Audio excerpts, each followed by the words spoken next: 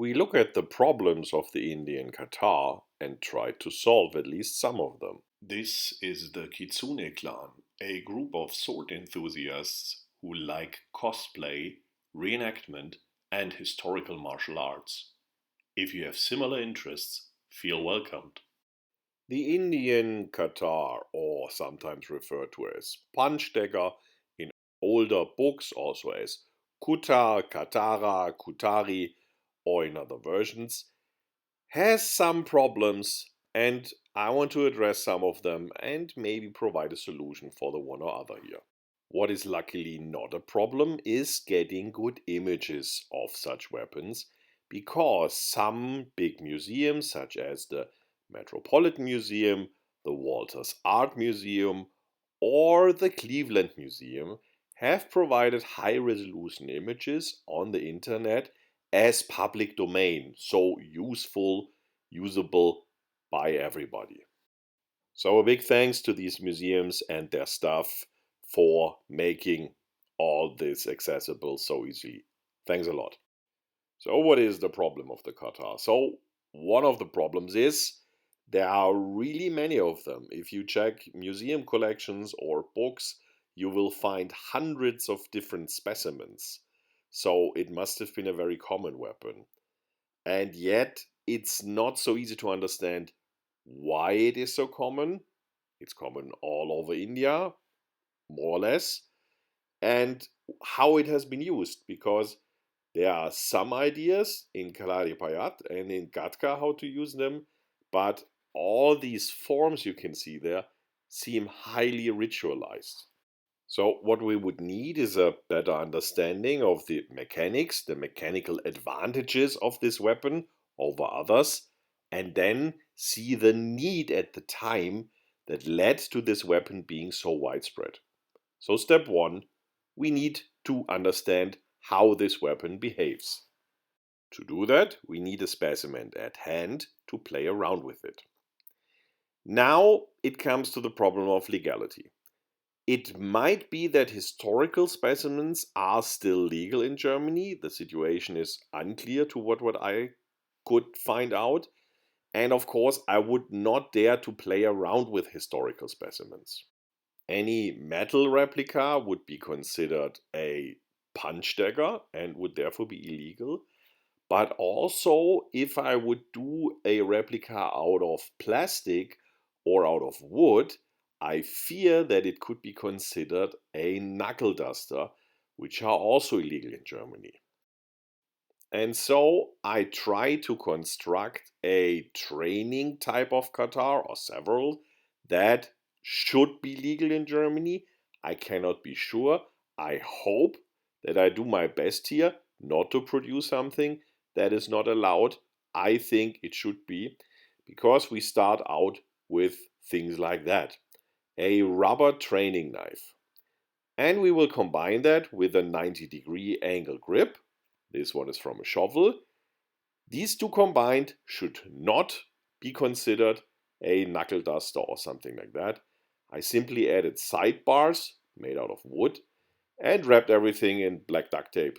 Let's see how long that will hold up. A very common variation of the katar is the so-called scissor katar, where you have one main blade in the middle and two blades that can fold out.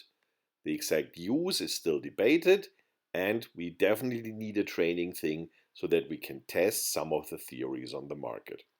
So I bought more of the rubber knives, and some of them I cut off obliquely. Then I simply used a ton of hot glue, and I really mean a lot and a lot of hot glue, to attach this obliquely to one of the shovel grips. Together with two more knives, we have something that can be used as a training device for the scissor katar. In fact, the angle between the blades is now a bit wide compared to the original ones, but I think it's okay. Here I made the side bars from some plastic strips, and again in the end I wrapped everything in duct tape. Now so far you have seen I used these rubber knife blades, and they are rather thin and short, but there's a lot of blade variation in the katar. In fact, it seems that broken swords of different types, also European swords, have been reworked as katars. I want one with a broad blade. Like many of the historical specimens have these broad blades. What can I use? Yeah, you might already know I have used this thing a lot for different training weapons. The cold steel training spear tip. It's relatively cheap and it's relatively reliable and quite secure with this ball on the head, and it's very flexible. Of course, it's somehow too long for what I need.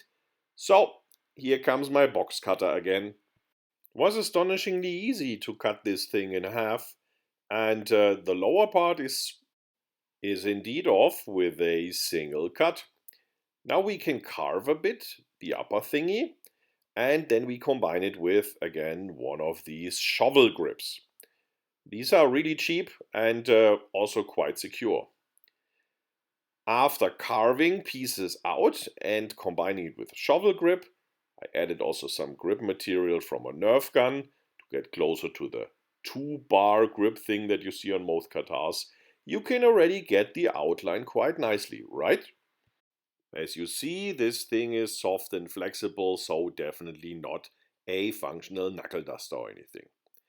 I added the sidebars and also filled up a bit of the gaps in the blade with hot glue and some rubber parts.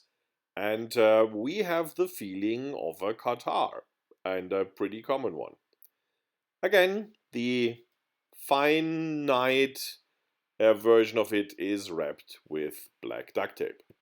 Next thing on my list, I want a hooded katar. And for that I need a longer blade, because on average hooded katars have longer blades. And I choose to use this one because I really like it. It's the tip of one of our rubber spears. You have already seen them, I'll link a video in the description box below. And I simply glued it again to one of these shovel grips. This is so far away from the normal concept of a punch dagger, and as I said, made out of rubber, I really think this cannot be illegal. For the hood I use this, a hanging flower pot. Why? A lot of the hooded katars have this forward bent hook-like protrusions on the backside, probably to catch a blade from sliding down. Let's see. Here's everything arranged. I used some additional plastic strips for the bars.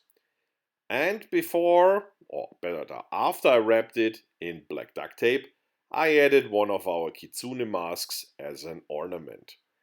Fits nice to my cosplay, although it's now an Indian weapon. I'm really looking forward to test this. I hope I don't break it, but if so, I will build another one.